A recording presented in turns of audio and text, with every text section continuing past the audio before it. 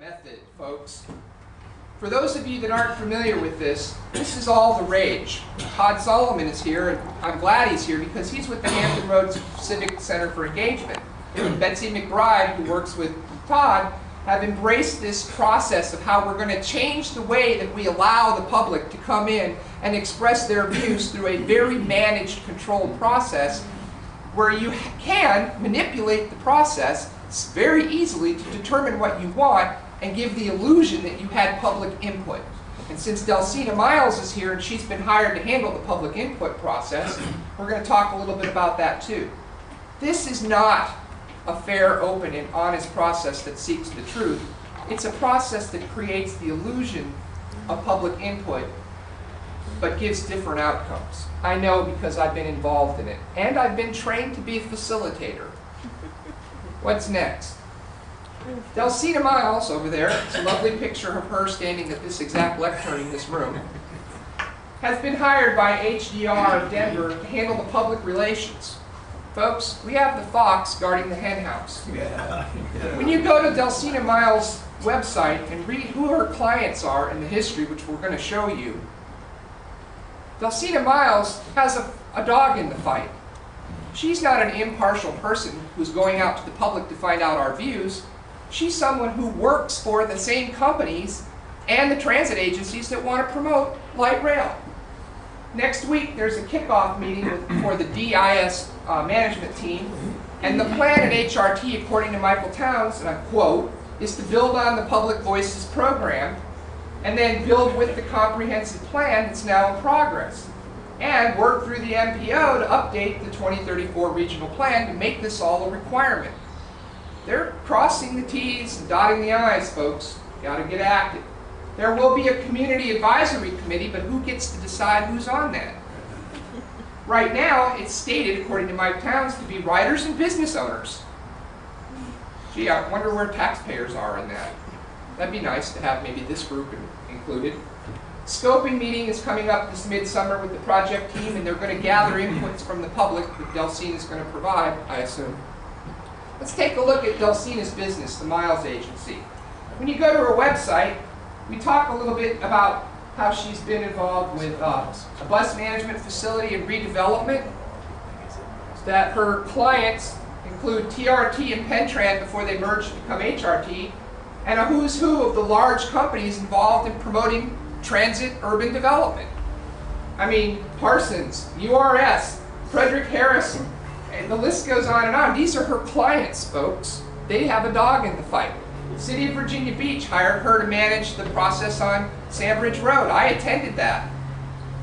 It did not provide in the outcome what was there in those meetings.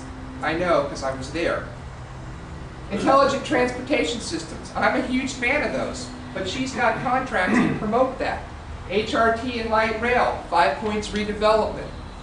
And of course, last but not least, she was hired all along from the very beginning to make light rail a reality. She's in charge of our public input, public relations process.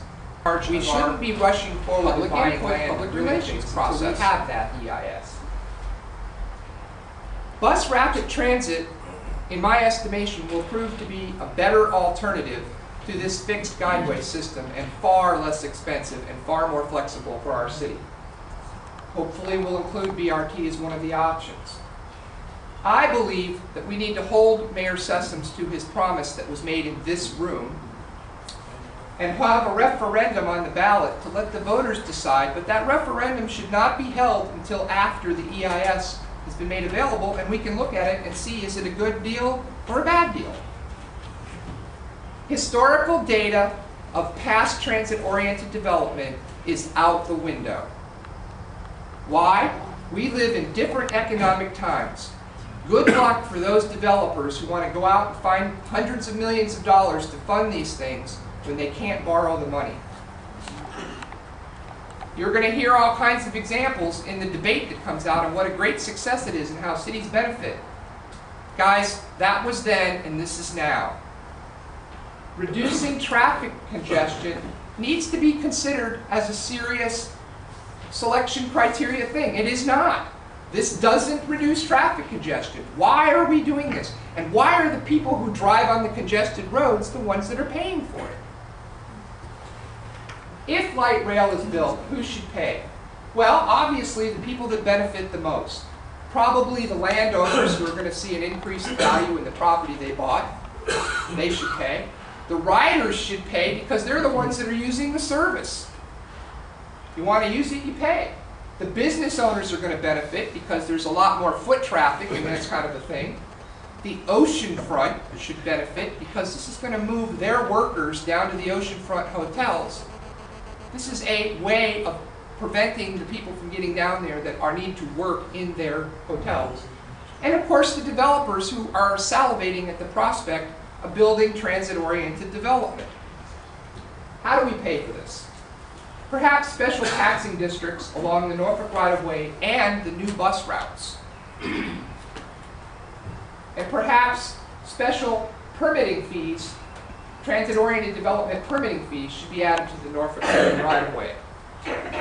What that means is if you're going to build in those areas and you've got this publicly paid for transit, that when you go to apply to get permitted to build in there, you would pay more money. TalkNet and in the paper go to apply. Those racists in Virginia Beach, they don't support light rail because they don't want the black people from Virginia Beach coming down to their beach in the ocean front. Folks, they were trying to marginalize and confuse the issue from the facts. The facts are, it didn't make economic sense for the cost for the amount of people that got to ride it. But if you can make this a racial issue, you can take and distract that issue. So I, in my parting thoughts to you, encourage you to stay away from this line of rationale as we move forward to talk about this. It is a trap. I was shocked when I went to the Tea Party in Virginia Beach and everyone came out to talk about too much debt and too much government spending, and I turned on the TV to see Janine Garofalo going, those people don't know anything about the Constitution. They're just racist. They don't like the fact that we have a black president. That's why they're objecting. No, it had nothing to do with that. And the Tea Party people are here. It had to do with taxes and debt. Bad government. Don't allow yourself to fall into this trap as we move forward in the public debate process. Allow yourself to fall into this trap as we move forward in the public debate process.